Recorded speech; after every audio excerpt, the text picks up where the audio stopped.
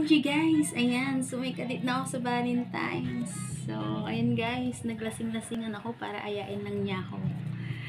Naglasing-lasingan ako, nagpanggap ako na lasing para ayain akong mag-date kami ni.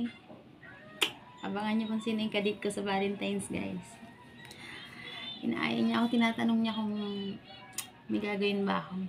Kasi sabi niya, kung wala akong gagawin, papasundo na daw niya ako sa driver niya. Grabe, excited na ako guys. Gusto niyo bang makita kung sino yung kadit ko guys? Ito na guys. So, ito na yung kadit ko.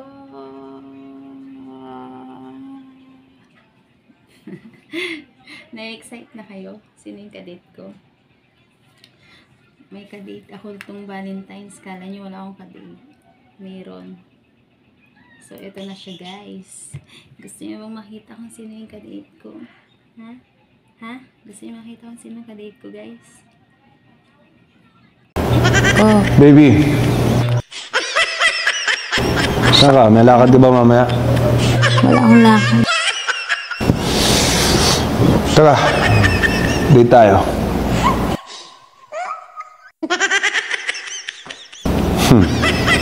Sigurado ka?